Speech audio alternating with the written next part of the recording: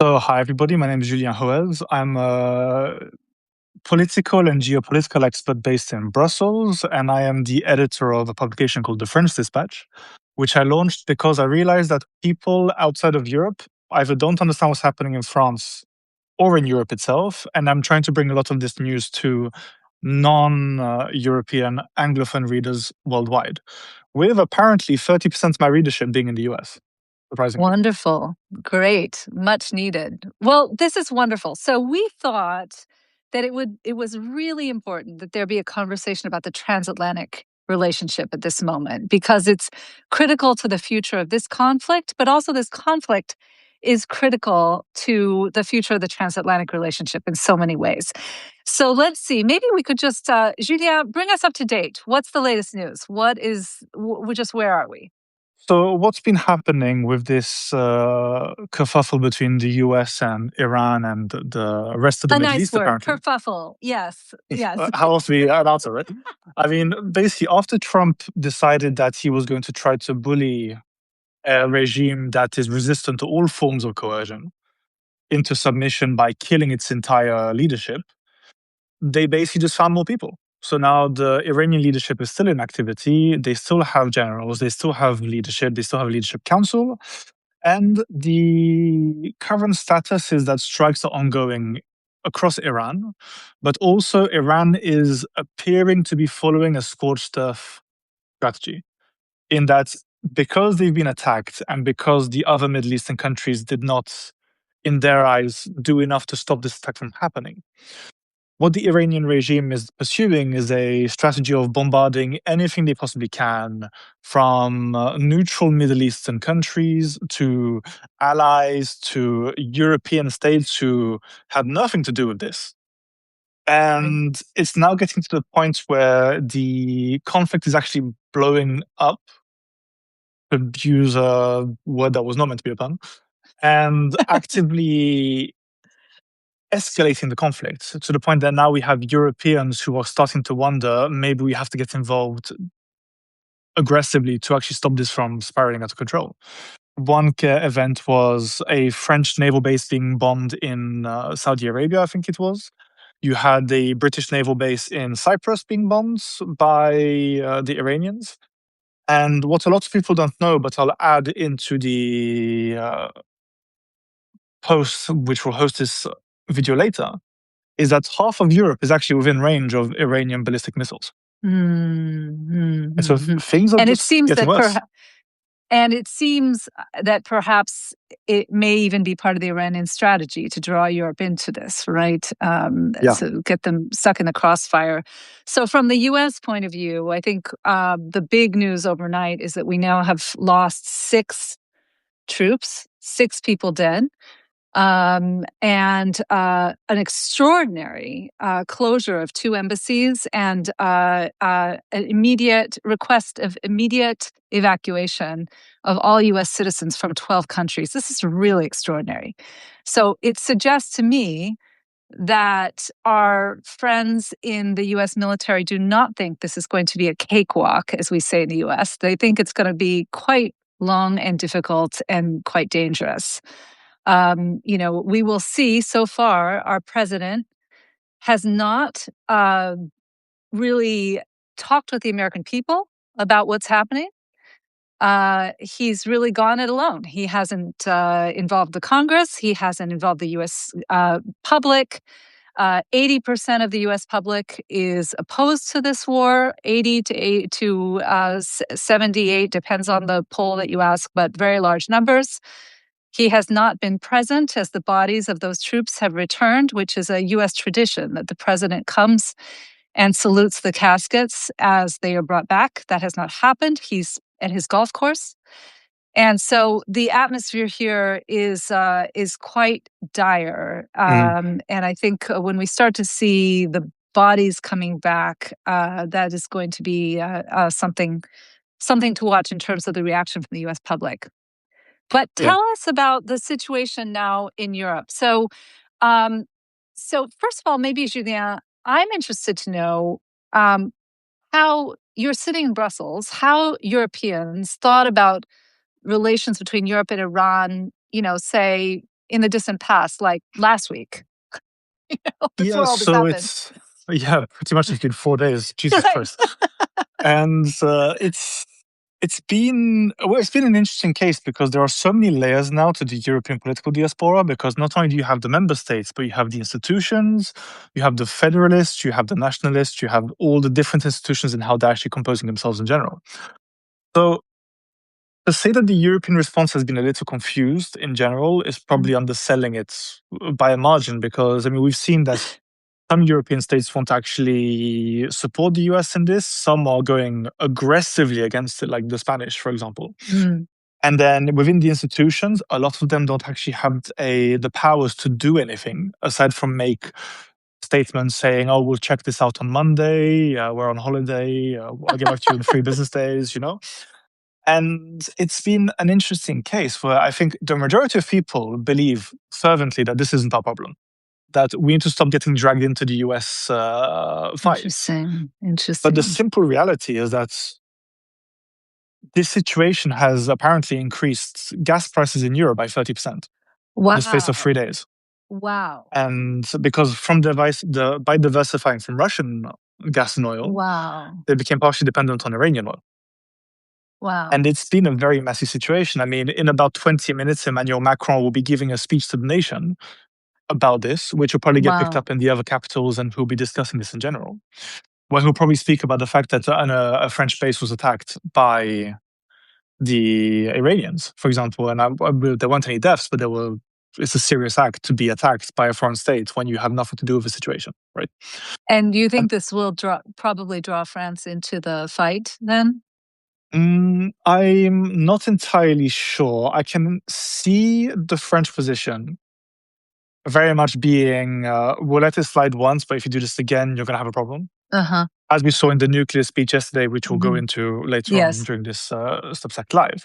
Yes. But I think a lot of it is really going to be, we may need to be peacekeepers in the region. We may need to be the mediators in the region, because clearly you The US have can't do it. Right. the US can't do it. Right. The Middle Eastern states are all firing away themselves as well. And you have a regional conflict now.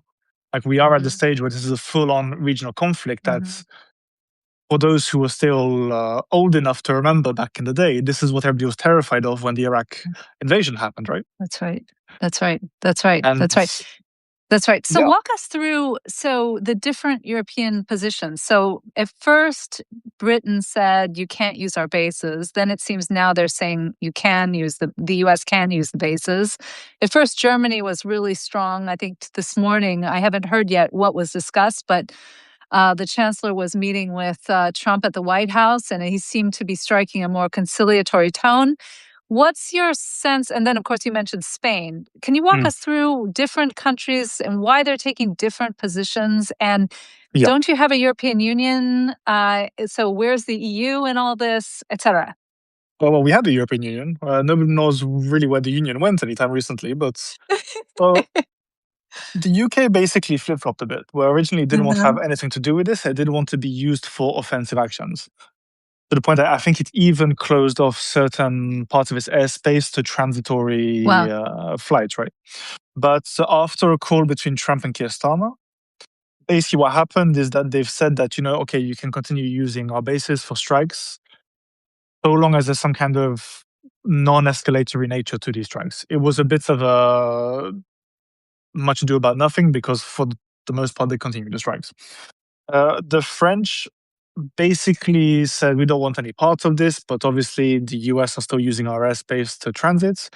And the Germans are effectively the member state in the European Union that most wants to keep a good relationship with the US, because it's one of the big diplomatic feathers in the cap for the German states, in that they can always rely on the Americans for backing. It's an old Cold War mentality. It's an old mentality that's existed for close to a century now at this stage, because it's part of the whole post-war World War II mentality in Germany. Italy, of course, because Meloni wants to be close to Trump, keeps the relationship going as well and allows them to keep acting. However, a lot of states are very aggressively anti-US cooperation in this situation, not least of all Spain. who denied base access entirely to the point that the US has actually moved all of its aircraft out of Spanish bases entirely, which is unheard of and led to Trump apparently threatening to cut off all trade with Spain as of 2 hours ago, I believe. On top of this, you have the Irish, the Swedish, the Danish, and the Slovenians who all said, look, this isn't a problem. You're not using or dragging us into this. And now, speaking about the European Union, the old joke about the Union writing strongly worded letters to say, we're disappointed in you, stop doing that. You know, like a very, really angry mum in McDonald's who raised her kid in a Montessori, is basically exactly what's happened. And a big part of this is that, first of all, the Commission and the Council and the Parliament and what have you, they really have more of a diplomatic position in all of this. The Parliament has some kind of powers to say, we want this to happen or we want this to not happen. But effectively, the Commission and the Council will, I mean, the Council, for those who don't know, is the grouping of the heads of states and the member states. And the Commission really is the executive branch, or is basically the ministers of the European Union. Mm-hmm. And what the Commissioner said is that this is greatly concerning and that escalation should be avoided, which clearly didn't happen. But it's very much a diplomatic position in the case of Ursula von der Leyen, which is why she travels to sign these trade agreements. She travels to take part in these negotiations. She travels to engage with Donald Trump on behalf of the European Union, and then goes straight back and reports to the Council. So for the time being, the European Union, being split in the way the member states are approaching this, have a divided position in a defective manner. But this may change. As I said earlier, Macron will be speaking at 8 o'clock, 8 p.m. French time and 2 p.m. Eastern time Just in the after US. this call, right? Exactly. Yes. So after this, you will, or if you're watching it at the same time as you're listening to us, and by the way, if you have any questions for our Q&A, please drop them in. We both forgot to say this. Yes. But if you watch them both, you'll actually know more than we do right now, because Macron will be making a lot of announcements. Very interesting. Yes. And please do put your comments or questions. This is meant to be interactive. So we're very eager to share your thoughts, and we'll do what we can to answer your questions. You know, I mean, one of the things that, as an international lawyer, that I thought was really interesting about the British response was that they cited international law and pointed out that this attack is a violation of international law. And you know, I mean, first of all, I'll just say, as a professional, there is absolutely no doubt about that. This is not, sometimes things are in a gray area. This is not a gray area. This is an absolutely clear case. You know, the UN Charter, which is a treaty signed and ratified by the US Congress, allows for only two cases of military action. One is when you're directly attacked, which has not happened in the US situation. And the other is pursuant to a Security Council resolution, which there was in the case of Iraq, right? But there isn't here. So there's no question about that.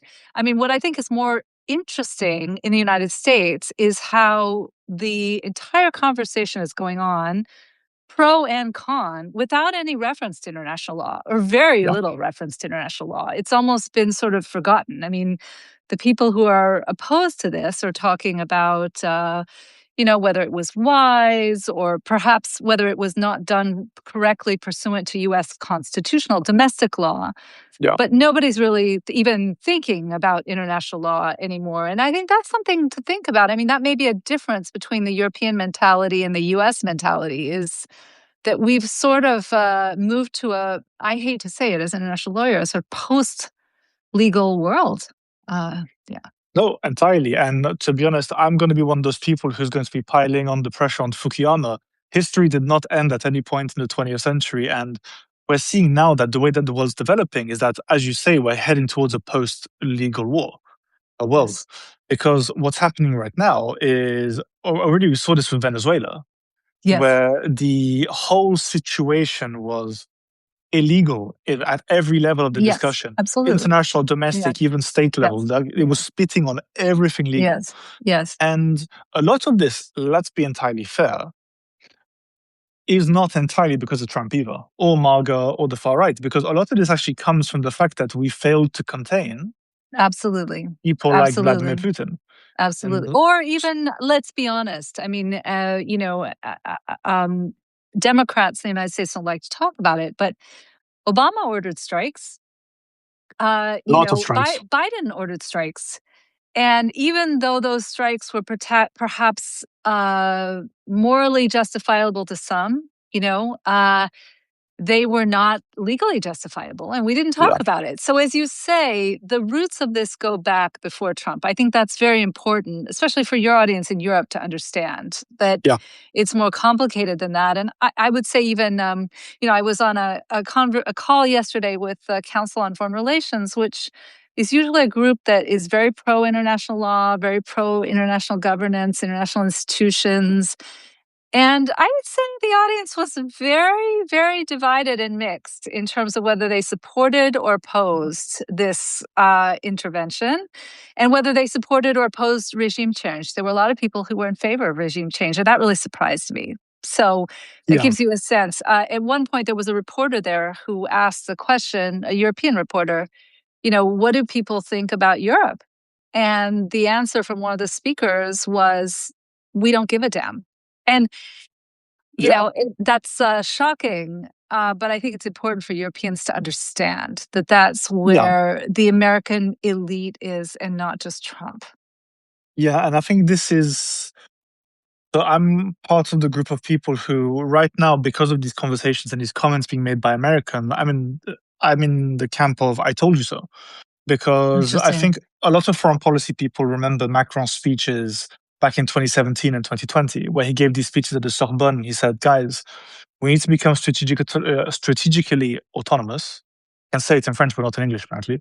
You And we need to actually work because Trump's not can't going to trust. help us. When That's Trump right. is gone, he's going to come back. And if he That's right. does, we are in deep trouble. And we've reached a stage where 7 years after Macron made these declarations, okay, 70 years after de Gaulle was saying this after World War II, this has all been proven right. The American elites or the political elites don't respect the Europeans.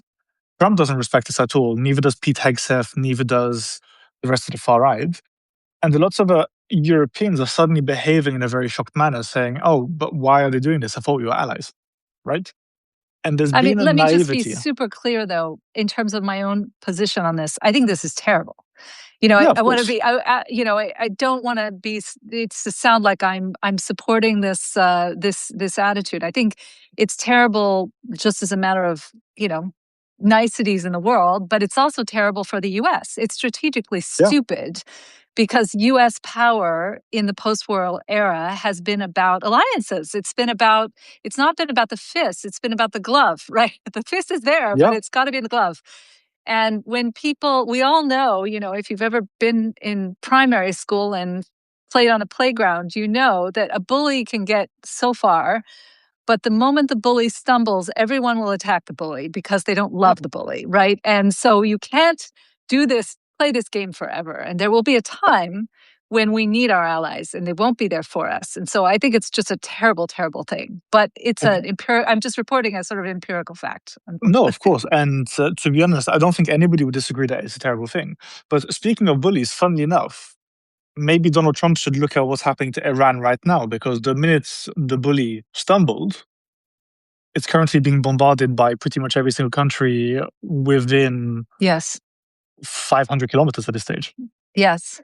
Yes, absolutely. So, So, yeah, yeah, absolutely, absolutely, and even the technology used to track leaders. He's got to be thinking that if we have it, the U.S. has it, China surely has it as well. So, of course, what goes of around course. comes around. I want to talk for a minute about NATO because this is interesting. I mean, what is your view? What is your view on the impact of what's going on here on the NATO alliance? It's not even what's the impact of what's happening right now, it's the impact of Trump, Mm, basically. It's just Trump is doing everything within his power to kill NATO. I mean, there is absolutely no way to see it otherwise. I mean, again, he had a yeah. point. We need to spend more on the military. We need to spend more on our defense. We need to actually become autonomous in general.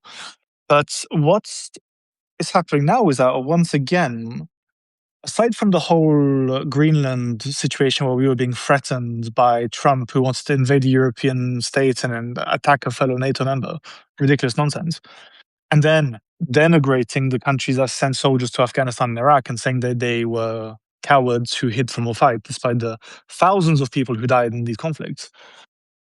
We're at a stage where Trump is bullying everybody and telling them, if you don't let me bomb my enemy, not your enemy, my enemy from your territory, then I'm going to cut off all trade between your country and my country. Well, let's be clear, just again, for your European audience, he can't do that. He cannot cut off all trade, and there was a very important Supreme Court ruling that said even the tariffs are not acceptable. He claims he's got another rationale. We'll see.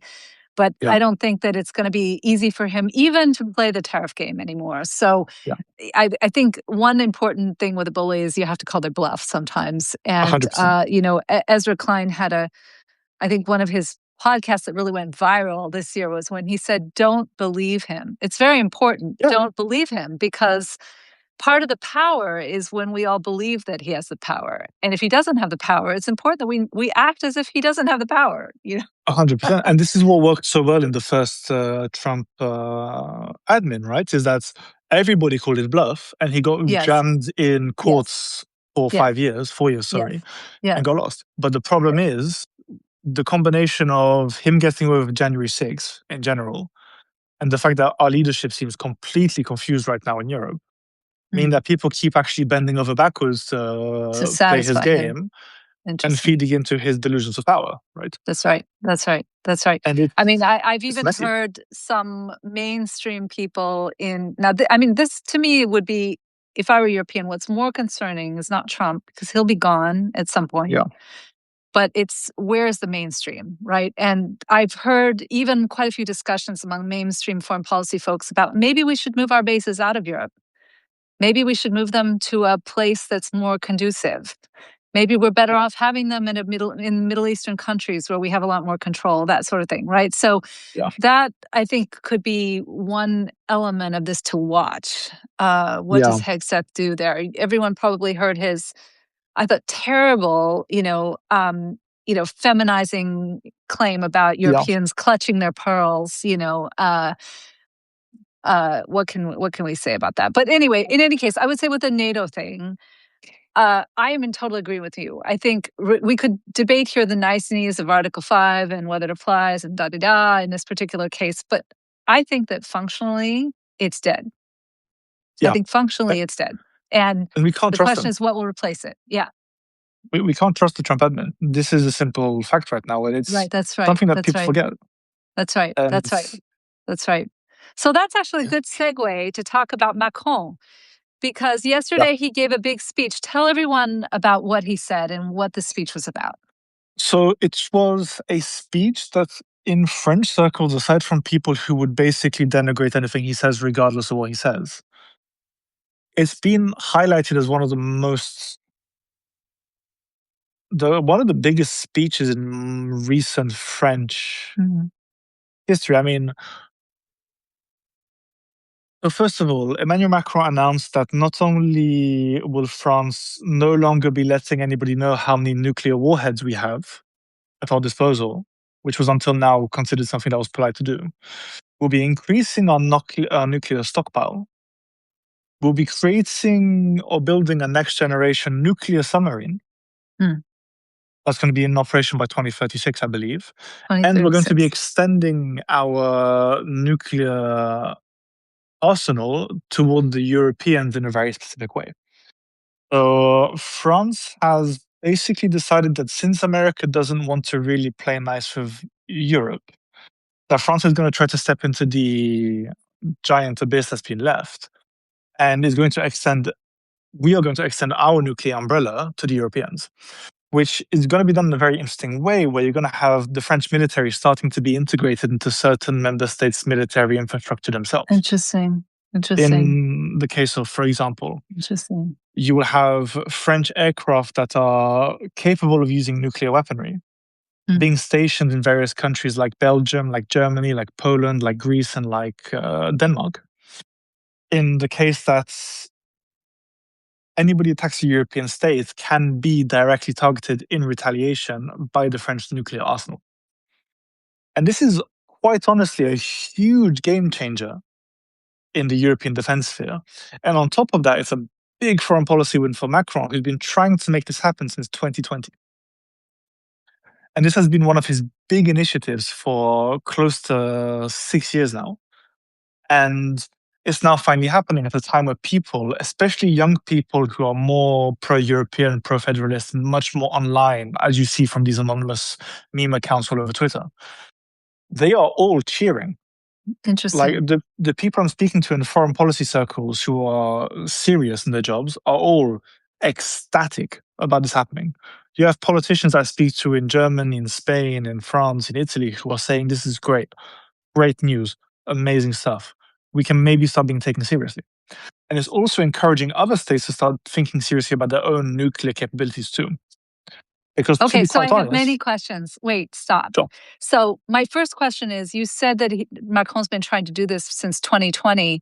What was the stumbling block before? It was not popular with the public, or what? What was the issue?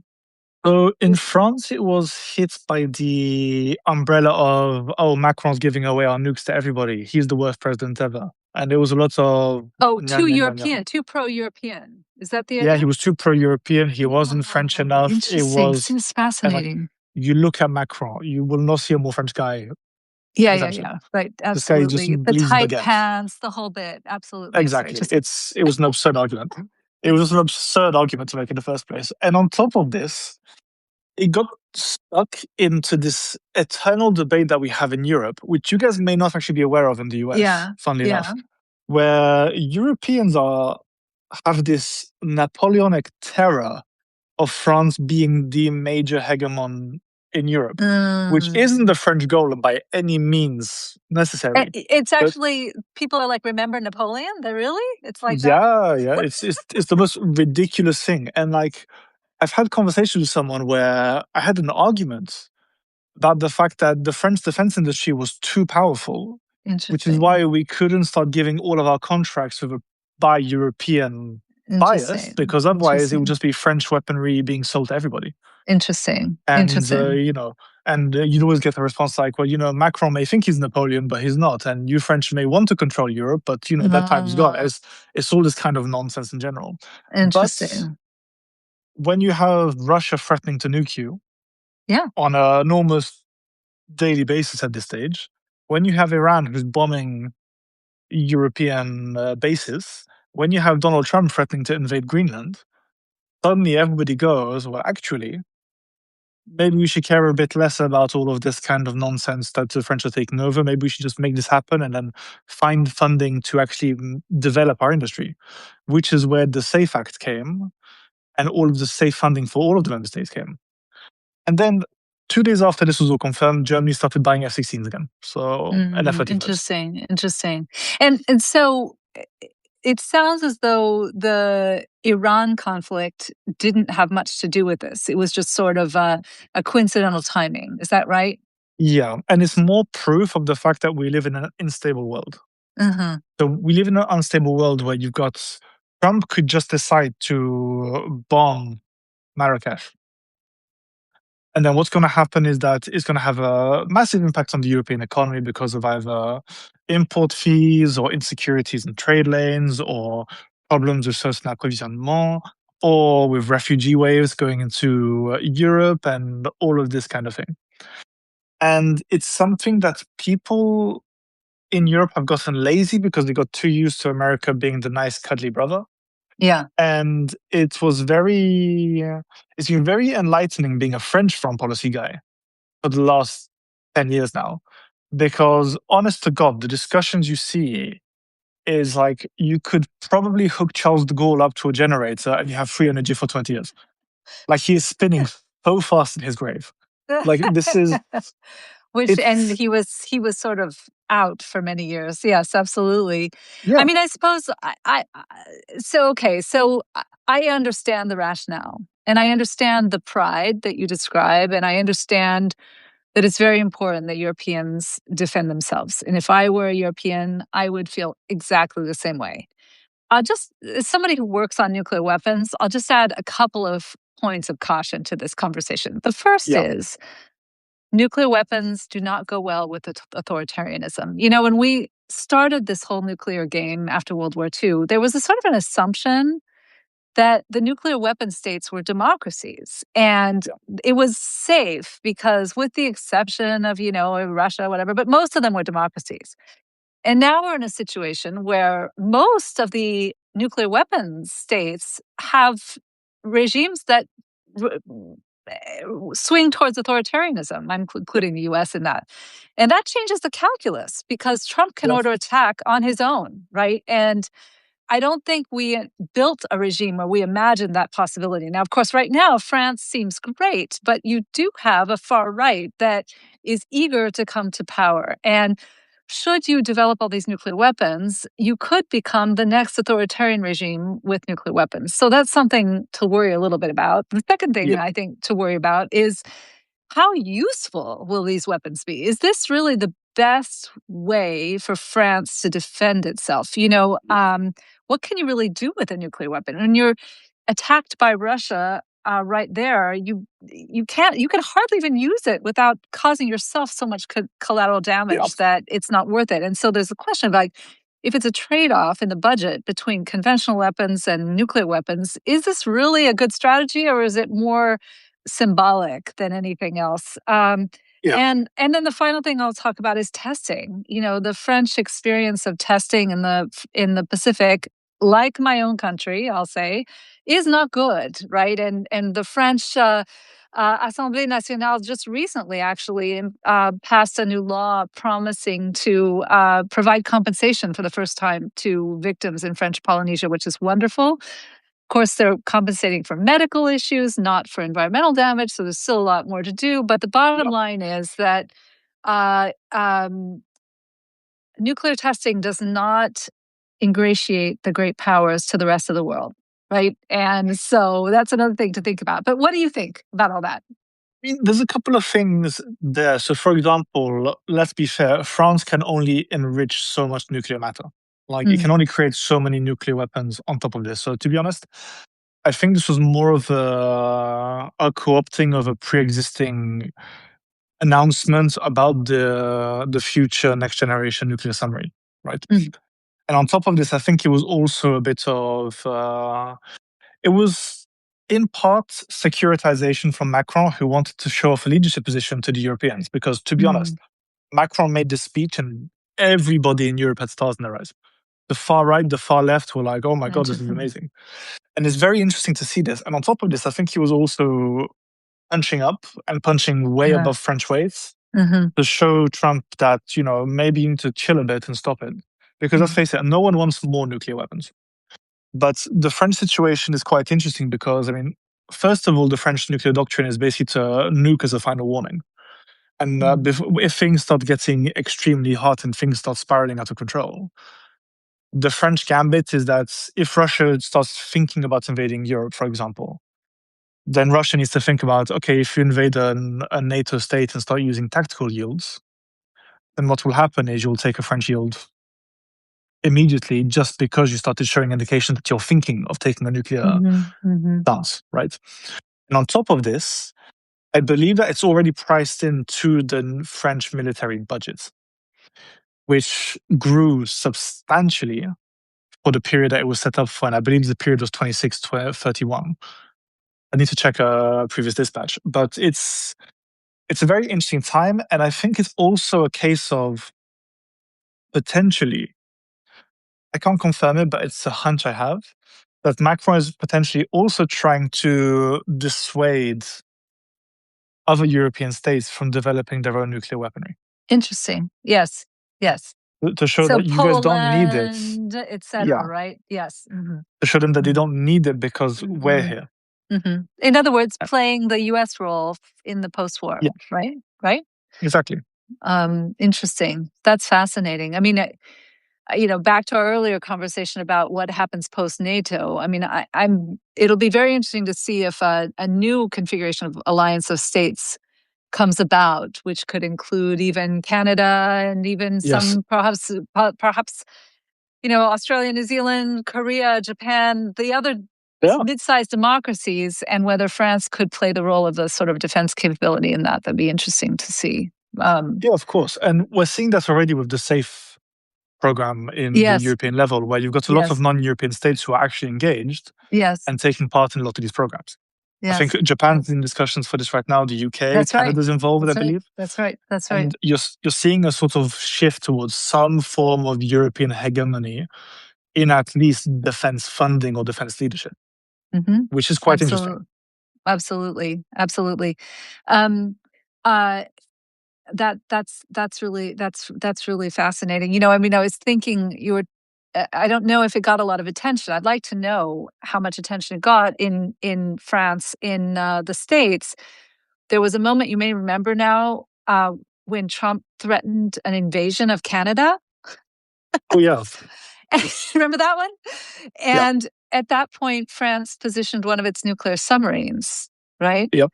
And that was very, I think, symbolically significant, right? Yes. And it was also, for my nerdy side, it was also quite funny, where Trump threatened Canada, and literally one day later, with no warning, you have a French nuclear submarine that just appears in Halifax or something. Like, it wasn't announced anywhere. It was just in Le Monde, in The Guardian, and all these publications. Oh, there's suddenly a French nuclear submarine just casually hanging out off the coast of Canada. Isn't that interesting? And I know in the French press, they really mostly reacted to a lot of the US reactions. And the fact that Hegseth and JD Vance and Trump suddenly became very quiet about this magical invasion of Canada when they realized that, okay, maybe we should chill a tiny bit, right? Before then Absolutely. threatening Greenland for the fourth time. Absolutely. Absolutely. Absolutely. What do you think about one thing we haven't yet touched on is the future of the UN? So France did call for an emergency Security Council meeting after the US attack. And people may or may not have heard that the U.S. is at this moment, the Security Council chair rotates among the members. At this moment, it just so happens that the U.S. has the chair. And guess who the U.S. sent to be chairing the meeting that France called, the very serious meeting to discuss U.S. The U.S. attack? Melania Trump. Melania Trump chaired the Security Council meeting. So that gives you a sense.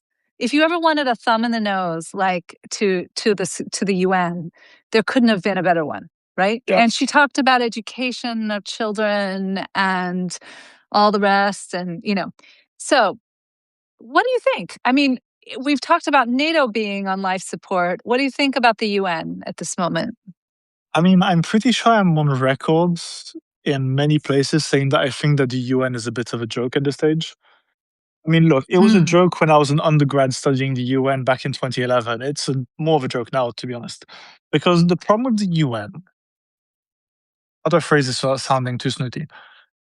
The problem with the UN is that it was created for a time when people were behaving far more seriously and far more like adults. Mm. And the UN is one of those things where, like all consultative assemblies, it's entirely dependent on everybody acting in good faith. Yeah. Yeah. And with the Security Council that we've got, Yeah. that is, Yeah. pardon my French, but that's fucking impossible. I mean, it's absolutely. you've got But to be fair, not just the UN, the G7 is totally yeah, blocked. We don't even know if there will be a meeting of the G7 this year because the US is supposed to be the host and Trump doesn't like it. So, yeah. this is a problem for any multilateral organization, probably, right, at this point. Yeah. And on top of that, you've now got this ridiculous pay-to-play Board of Peace, which is everybody plays Donald Trump personally, like however many millions of dollars to take part in what's basically a sketch comedy show. And that's just a corruption. I'm sorry. I mean, oh yeah, of course, it's not a serious thing. I don't think anyone thinks it's a serious thing. It's just, of course. But it's become a joke. And it's gonna be, God help whoever comes in after Trump trying to fix all of this, because this is right. That's right. 20 times worse than what happened when Biden came back. That's right. Well, maybe this is something we should talk about, and maybe this would be a good point to end on, is kind of playing out what this might look like 3 or 5 years from now, right? I Yeah, mean, what pieces of this broken system can be put back together again, and where is the system ruptured and is never going back, right? I mean, imagine we have an election in the US in November. And as it looks right now, I mean, if we do have a free and fair election, it looks like the Democrats will do very well. If that happens, we will see for sure impeachment proceedings against Trump because the number of counts are just they're yeah, by the dozens. They'll have to figure out which one to start with. yeah. And so if we saw a change in the regime in the US, what parts of this will go back, or will the Europeans just never trust us again? So the problem with the whole, and this is the problem, the Yes. whole European thing is that everybody, like half of the member states are like, when it comes to hoping in the US or being attached to the transatlantic relation, which I think is important, don't get me wrong. It's like trying to get a drug addict away from doing drugs. It's like you had just the fact that we're in this situation right now is because nobody wanted to take seriously Yeah. the fact that Trump would come back. Yeah. And Yeah. it sounds like I'm being hyperbolic, but it's Yeah. really a case Interesting. of people like the Germans, for example, or the Polish have an obsession with buying American weaponry. Mm. And they have this obsession with, oh, when Trump leaves, things will get better. It's fine. The Democrats will come in, they'll fix everything. Everything will be fine. It's the problem we had with the last Trump admin. Everybody cooled on trying to become independent during the Biden admin. And now when Trump comes in, everybody's suddenly panicking and having an anxiety attack because the guy who said he hates their guts apparently really meant it, right? And the guy who said during the elections that he would abandon Europe really meant it. And there's this weird, I think Europe is in a place right now where we're hamstrung by genuinely incompetent political leadership Interesting. Interesting. and also a political class that is categorically ignorant and doesn't actually have critical thinking skills. So just to spin this from an American point of view, you actually think that Americans have a chance of regaining their Oh, yeah, position just because European leaders are incompetent, is what you're telling me. we are a circus. There are so many monkeys in the circus. It is absolutely outstanding. There's like a ringleader who doesn't know what's happening in the guise of Ursula von der Leyen, and then the rest of the council are just like, why not? It's Well, become you've given me some obscene. hope because I think the view among many folks in the States is that, Humpty Dumpty has fallen and we're never putting Humpty Dumpty back together again. If that makes no sense as a metaphor, just forget it. But there's a nursery I rhyme know Humpty about you Dumpty. I'm can't old put the enough to Humpty Dumpty. remember Humpty Dumpty. But so you're telling me there is a chance. So that's good Yeah, to know. That's good to know. I'm not saying it's a good thing for Europe or America, but there is a chance. Well, this is great. Julien, tell folks what's next. If people want to follow this conversation, what more can they do? So, first of all, if you enjoyed this conversation, tell us that you want more because I think we both had a lot of fun talking about this. And to be honest, Absolutely. why not do more? And aside from this, we have the French Dispatch where I cover work from my side. I'm also quite active on social media in general, doing a lot more short form content. And usually, when I get enough DMs or messages or emails telling me that people want a video on something specific, I'll make a video and then throw it out into the ether. But how about you, Annalise? If people enjoyed this, absolutely follow Julien. Please subscribe, all my folks, to Julien's amazing Substack. I love it to get news about what's going on in Europe and France. It's wonderful. If you're interested, please subscribe to my Substack, Everyday Ambassador, where we look at diplomacy all the way from the ground level to the corridors of power and try to think about also giving you news that you can use in your own life from that. Yeah. That's not just policy either, but stuff you can put to practice. So a lot here, and I agree. This has been so much fun, Julien. Yeah. And I have a feeling that the news is just going to keep exploding. So we should have Perfect. plan a reunion very soon to do this again. Yeah, of course. And yeah, I see already I've got one request on the extension of the French nuclear shield. So you know what? Happily. With pleasure, Ilse. Wonderful, wonderful. All right, well, wonderful. Well, everyone go listen to Macron's speech. And I know it's very late in Paris and Brussels, where you are, Yes. even later. So, so thank you for being here in the evening, and to be continued, I hope. Yes, and I'll speak to you soon, Annelise. All right. Au revoir. Bye. Take care, everyone.